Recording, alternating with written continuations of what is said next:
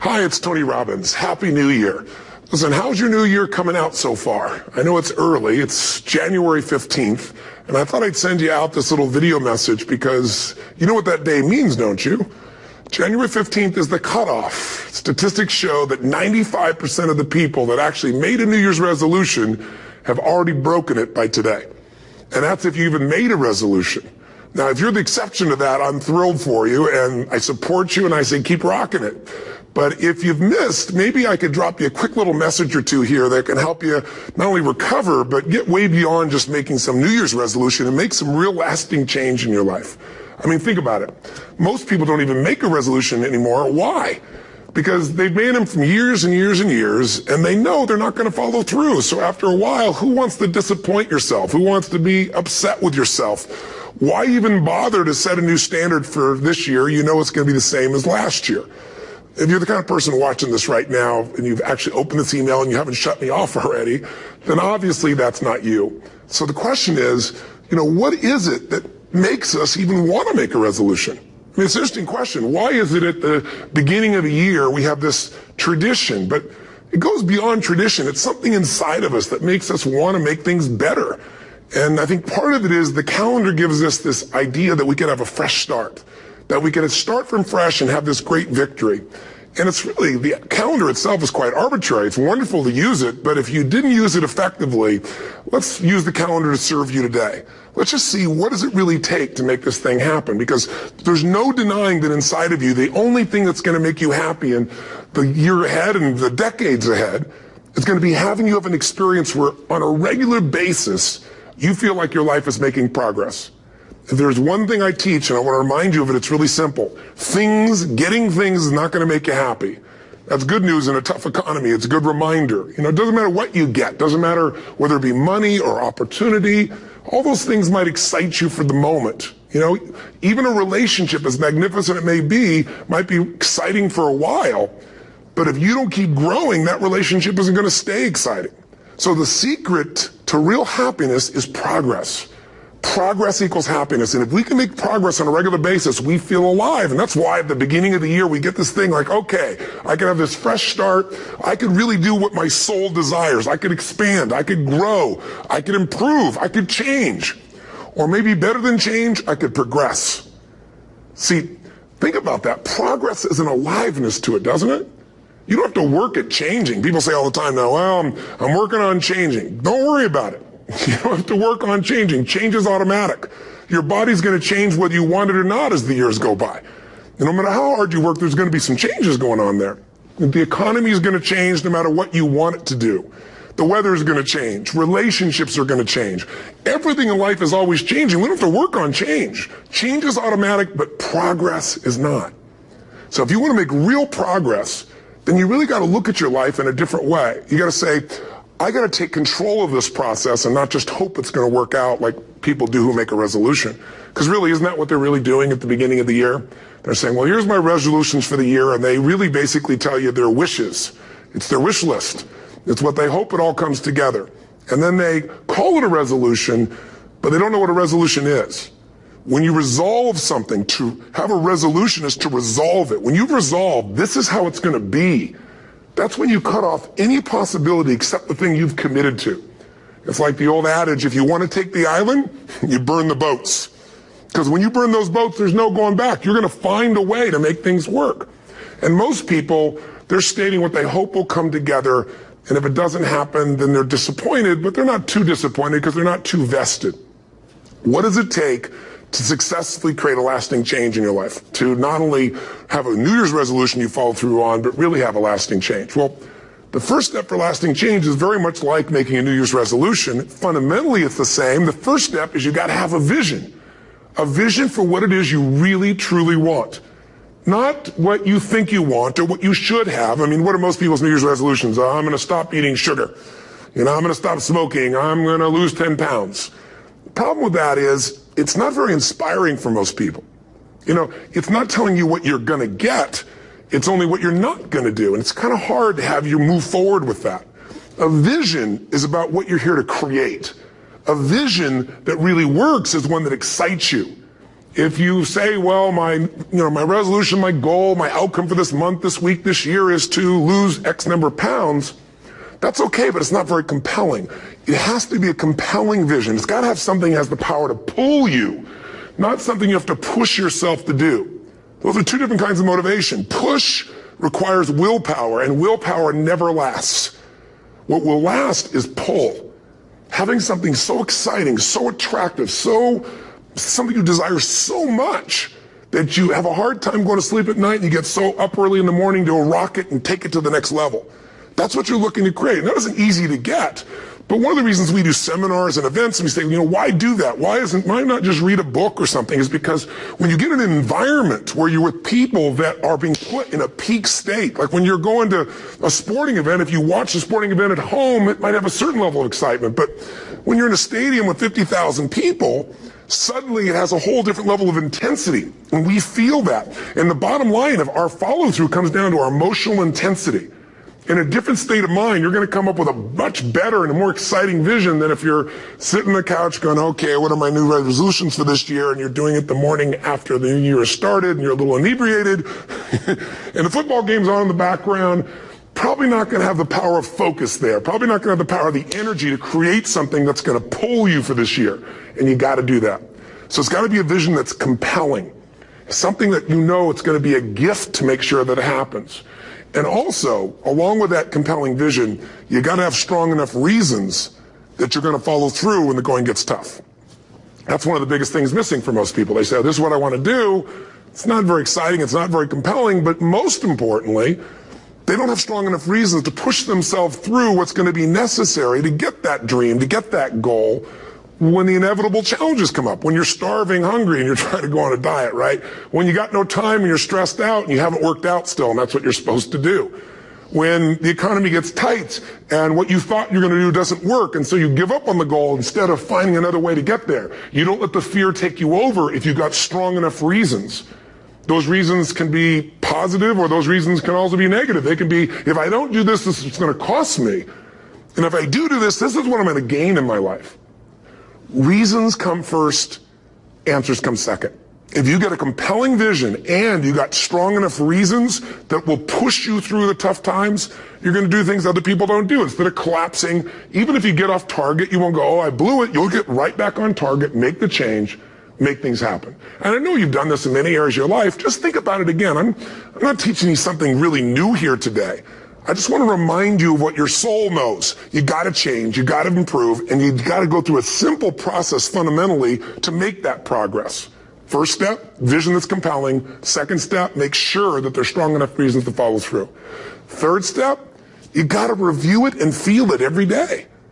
I mean, anything. Have you ever had this happen in your life? Has there been anything in your life that you've ever wanted so badly? You were so desirous of it. You had such a hunger for it that you couldn't stop thinking about it. Could have been a career move, could have been when you were a kid, a car, it could have been a relationship, it could have been anything, but you were obsessed. You wanted to make this happen. You wanted to attract this to your life. You just wanted something. And you didn't even know how to get it. But it was so compelling to you. You kept thinking about it every day, envisioning it, imagining it, feeling it. And then stuff happened. And suddenly you started to attract people or situations to your life, and it just came together. Like, you didn't even have a total plan. It was just that it was so a part of your focus with so much intensity and emotion so often that it sensitized you to notice anything that could get you there. There's a part of your brain called the reticular activating system. For short, we call it the RAS. That part of your brain determines what you notice in the world. And it's really important because when you set a goal, when you get really clear on a vision and there's strong enough reasons and you review it enough and it becomes a part of you, that part of your brain says, anything that relates to this, I need to notice. It's like, did you ever buy a certain kind of car or maybe a certain outfit and suddenly you see that car everywhere or those outfits everywhere? Well, you know the cars were always around, but why do you see it now? Because your RAS knows this is important. This is part of my world now. Similarly, when you really get clear and it's compelling, and you're reviewing it every day, you've got strong reasons, and you're reviewing it every day, and you're feeling it, the brain becomes incredibly acute at noticing anything to get you to move forward. And so that's the power of this. So, what do people do with a New Year's resolution? They come up with something they kind of want. It's not a compelling vision. They don't really have strong enough reasons, and they never review it again until they notice that they broke what they said they really want to have make happen, because they didn't really resolve. If you resolve, you got the vision, it's compelling, you review it daily, and you feel it, you envision it, and you experience it. Simple as it sounds. Now, ultimately, what is this really about? Ultimately, if you're going to have lasting change in anything, you're really talking about just raising your standards. I always tell people, if you want to know how to change your life, I give it to you in 3 words, boring as it sounds: raise your standards. And what does that mean? Corny as it sounds. Raise your standards. Oh, thank you for the breakthrough thought, Tony. I'm glad I wasted my time watching this little email with you. But think about it. Lasting change is different than a goal. You don't always get your goals, but you always get your standards. Maybe it would help you is to think about it this way. I try to explain standards to people with a different set of words. Think of it as everybody in life gets their musts. They don't get their shoulds. Right? Think about it. Most people have a list of shoulds, don't they? Don't you have a list of the shoulds, things you should do, you should follow through on? I should lose some weight, I should work out more, I should make more calls, I should respond more rapidly to my email, whatever, I should get into the office earlier, I should be, more confident, whatever your should list is. People love to have their should list be met, but it's kind of like New Year's resolutions. If it does, it's really exciting, but if it doesn't, which is most of the time, it's a little disappointing, but you kind of know it's not going to happen. But when you decide something is a must for you, an absolute must, when you cut off any possible, you say, I'm going to find the way, or I'm going to make the way. Human beings, when they resolve things, when they make a real resolution inside themselves, which is they raise the standard and they make it a must, they find the way. Think about it in your own life. Haven't you had some area of your life where you raise your standard and your life has never been the same? Maybe at one time in your life you smoked cigarettes, or you did something and you did it for years and you kept trying to change it, and kept telling yourself, I should. And then one day something happened. Something just clicked you over. Something took you over that kind of tipping point. And inside yourself you said, no more. And it was a very, very different experience, wasn't it? Something inside of you shifted. And what was a should became a must, and you've never gone back. Is there an area like that in your life you can think of? Again, did you ever smoke cigarettes? Did you ever eat a certain way, drink a certain form of alcohol, and then finally say no more, and you just don't go back? And notice this, it doesn't really take any willpower anymore. Because somewhere when we make this click, when we make something a must, we attach ourselves to it. It becomes part of our identity. And one thing I've learned in the last, 33 years of working with people from now over 100 countries, 4 million people, is human beings absolutely follow through on who they believe they are. If you said to me, well, I'm really going to work hard to stop smoking, but, I've been a smoker my whole life, and I am a smoker. I know your days are numbered. You're going to be back smoking cigarettes again, because we all act consistent with who we believe we are. I tell people the strongest force in the whole human personality is this need to stay consistent with how we define ourselves. If you define yourself as somebody who is really conservative, you're not going to be crazy and act nuts unless you're really drunk or something, and then you can say it's the alcohol, when it's really just you finally getting permission to be yourself. The alcohol is your excuse. If you're a really crazy person, you act crazy, outrageous, playful. You don't act conservative because that's not who you are. Very often people say, well, I can't do that. I'm not that kind of person. And I always say to people, really, when did you define yourself? Really, how many years ago did you come up with what you could and couldn't do in your life? How many years ago? Most people, if they really look at how they're living their life today, it's based on a set of standards, a set of beliefs that they made choices about 10, 20, 30 or more years ago. Very often we made decisions in our youth or very young about what to believe, about what we were capable of, about who we are as a person, and that becomes the glass ceiling, if you will, that controls us. There's a corny metaphor, but it's true. I remember one time I was with my family at the circus, and there was a person there, and they had this big, giant elephant. And you look at this elephant, and they take this little rope, put it around the elephant's neck, and they drive this stake into the ground. And you look at this, and you know that elephant could rip down the entire tent with almost no effort. And yet, the elephant doesn't struggle, doesn't try. Why? Because the elephant's conditioned. And they take that elephant and condition the elephant when it's a baby elephant. That's how they train him. When it's a little baby elephant and it doesn't have the power yet, they put a big rope around it and they drive this huge stake in the ground, and the elephant fights and fights and fights. And one day, finally, that elephant decides, I'm not capable of pulling this out.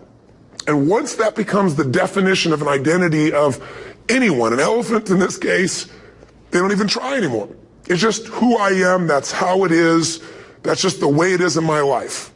I'd like to ask you to take a look at any place you've got a limitation and ask yourself, when did I decide to accept that limitation?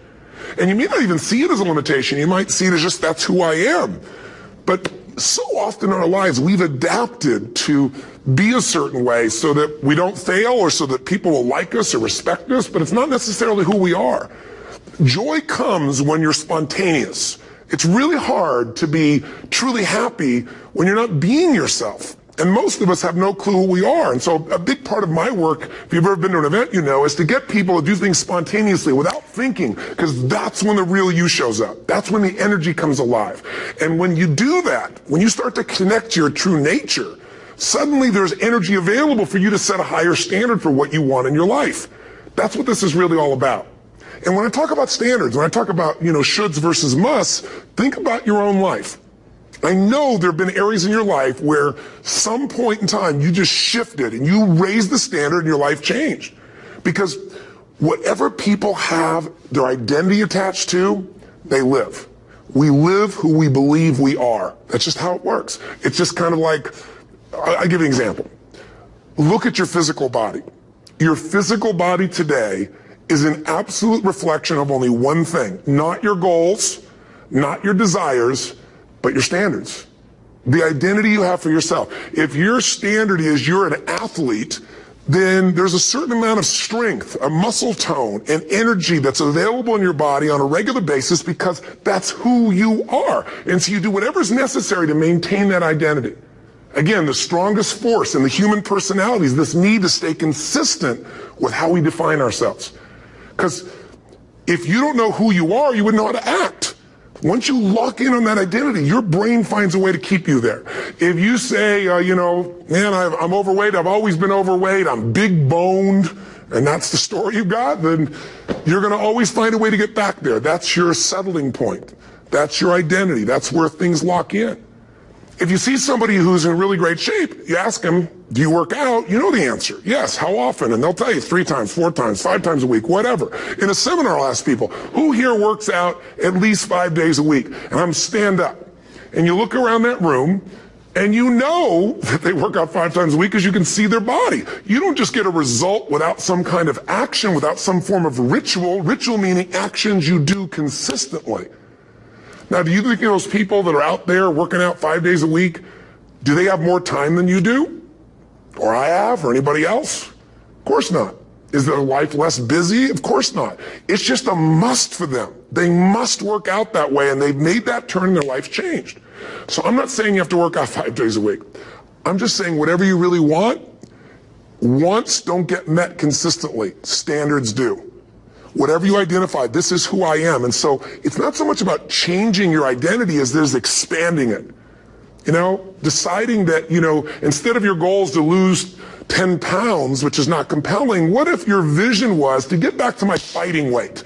This year, this month, this next 90 days, I'm going to transform my body. I'm going to take on a new challenge. I'm going to find some technique or strategy. There's a million of them that can reframe myself where I want to feel younger, stronger, more vibrant than ever before.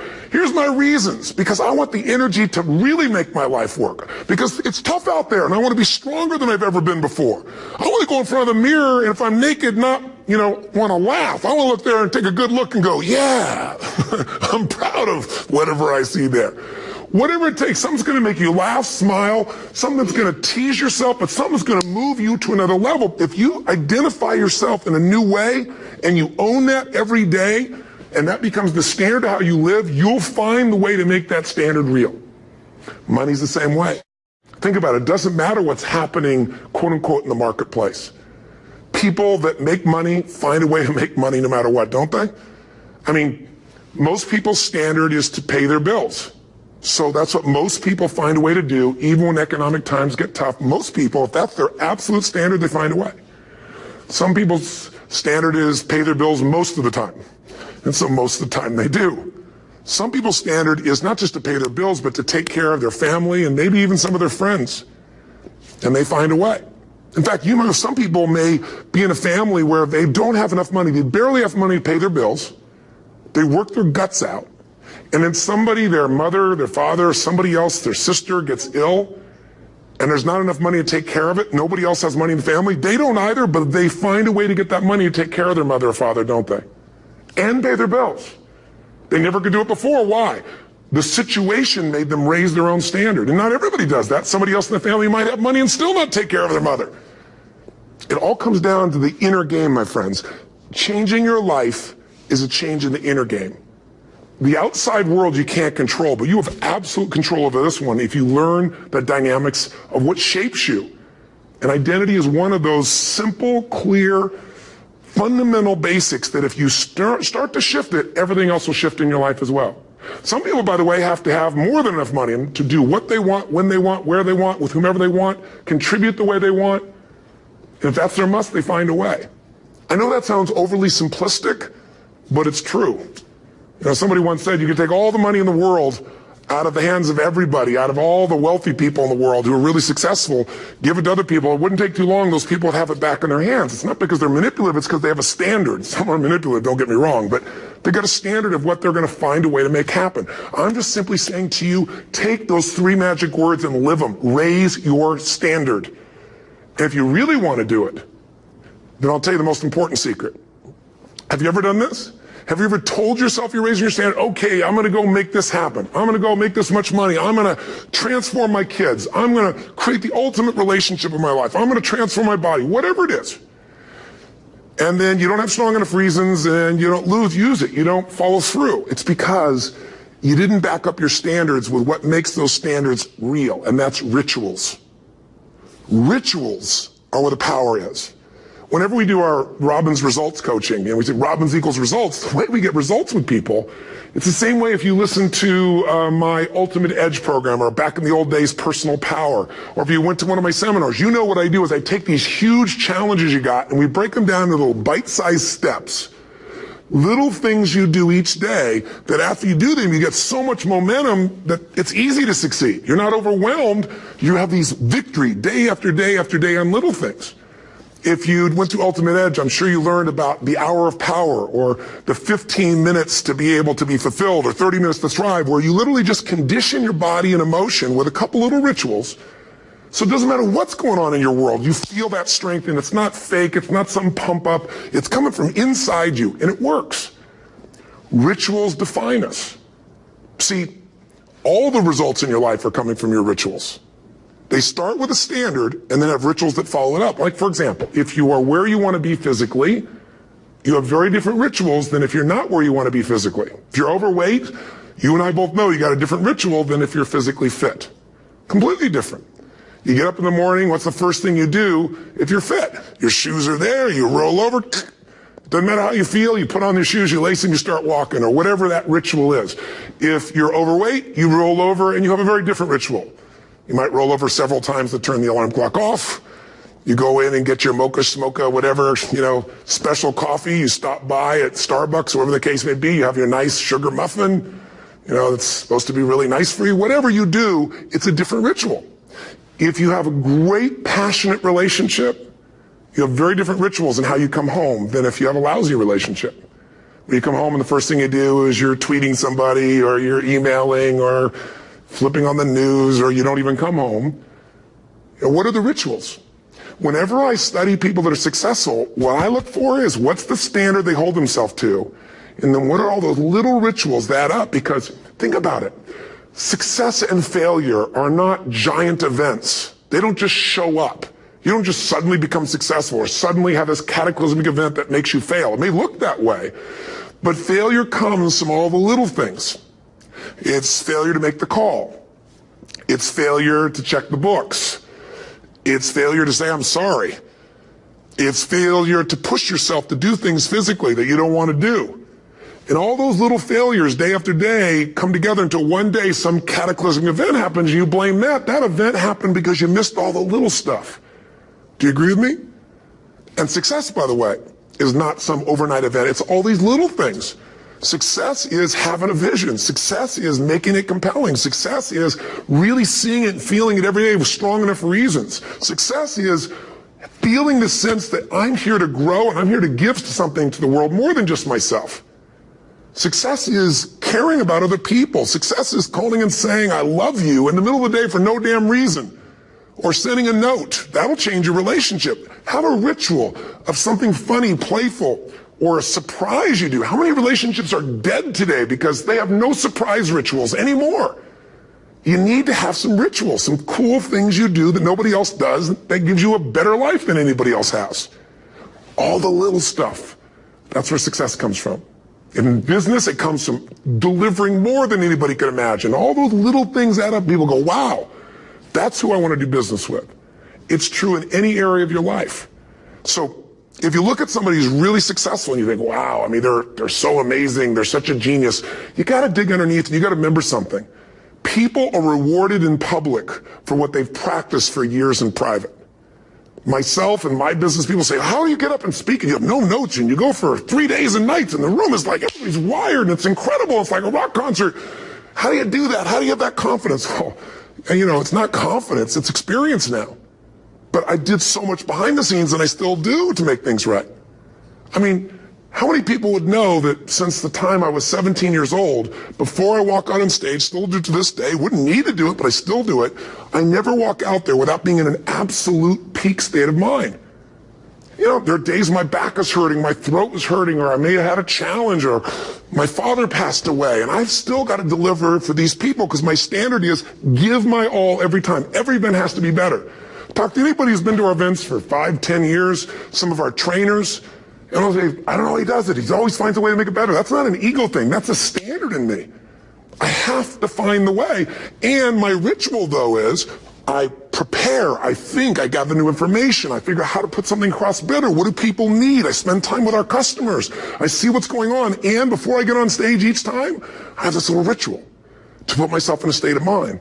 And I did it starting like 17 years old. I started doing it. I say, I now command my subconscious mind. And I say this out loud several times, this little phrase, set of phrases, as an incantation to kind of condition my mind and body. And I'd say, I now command my subconscious mind to direct me in helping as many people as possible today by giving me the strength and the emotion and the humor and the brevity, whatever it takes to show this person and help this person change their life now.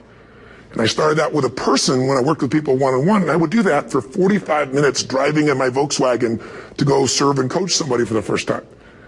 Now I don't say that person, I say these people, and I can go out in a room of 10,000 people and deliver for 50 hours, and I do it every time I come back on stage. It's a ritual to go into peak state. Peak states don't just show up, they don't interrupt you. Great ideas don't interrupt you, you gotta pursue them.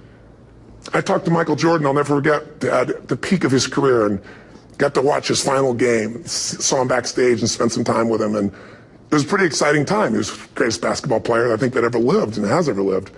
And I asked him, I said, you know, what sets you apart, Michael? You know, what is it? And is it God-given talent, ability, skill? What is it? And he said, Tony, you know, he said, I can shoot you straight, and you know it's not, you know, me trying to act humble. He goes, I have a lot of talent, a lot of God-given talent, a lot of skill. I've worked really hard. But he said, really, it's my standards.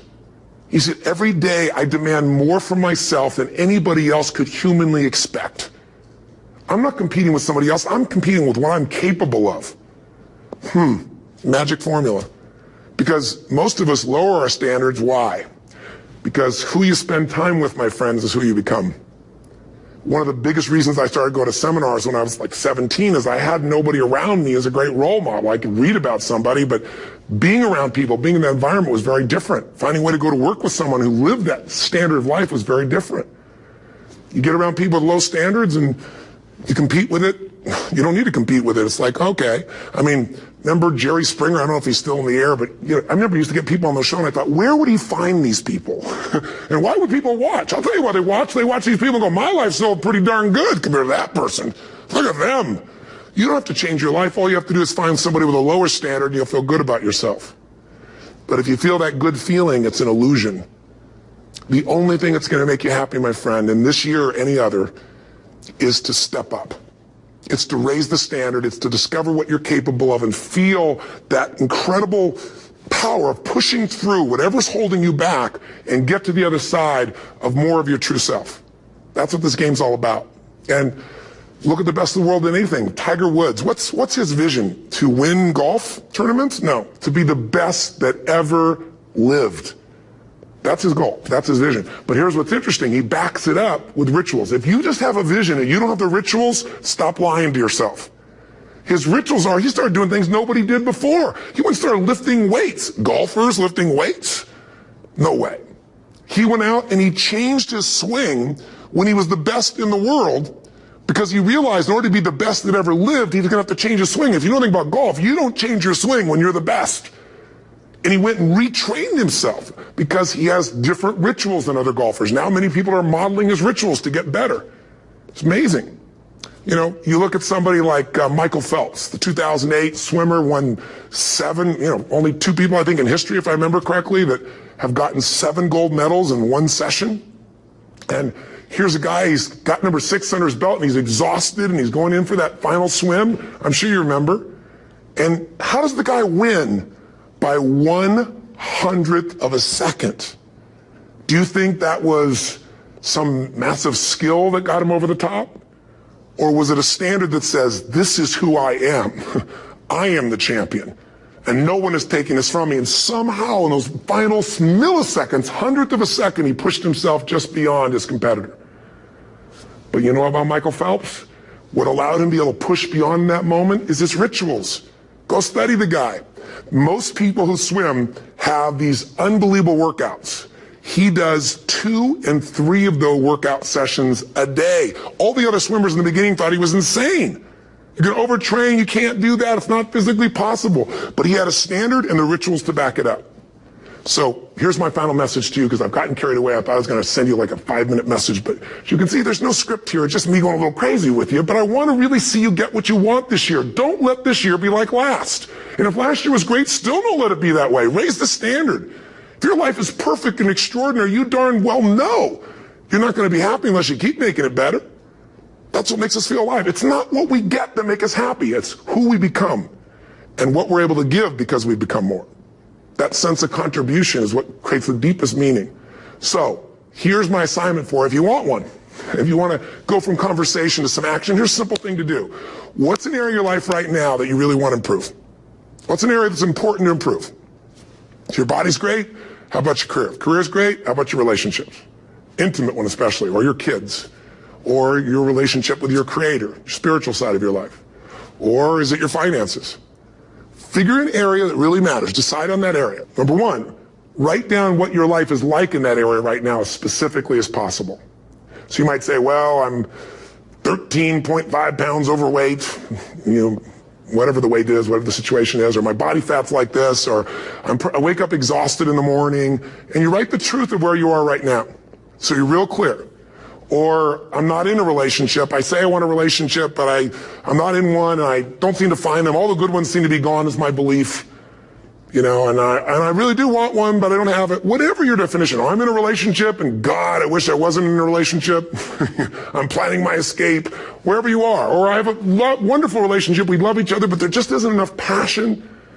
Just write the truth of where you are. The area you want to change, but write how it is. And then the second step is, this is where you got to be really honest with yourself.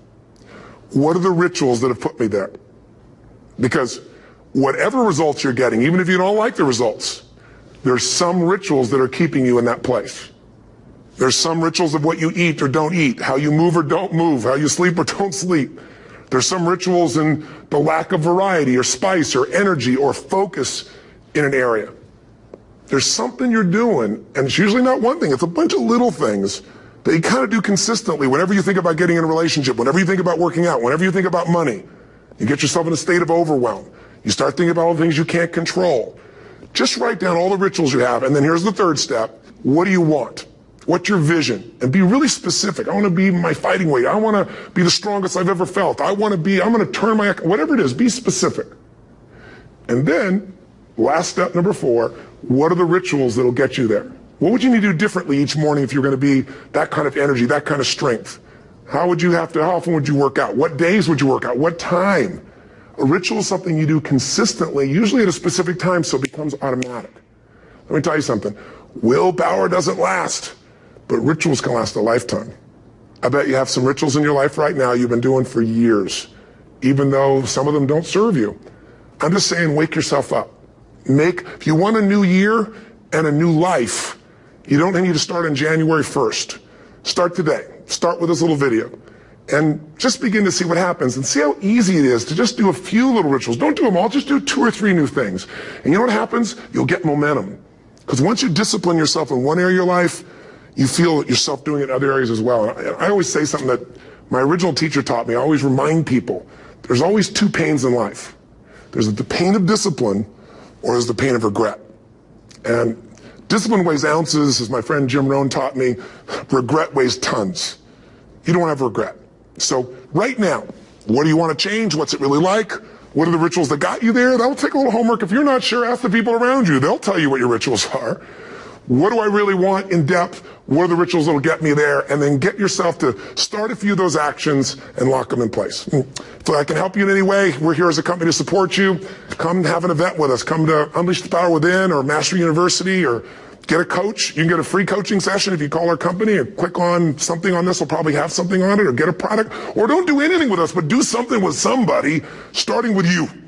If you make the changes in yourself, you're going to be proud this year, and no amount of money or accolades from other people can mirror the feeling of being proud of knowing you've taken back control of your life, or you've taken a great life to another level.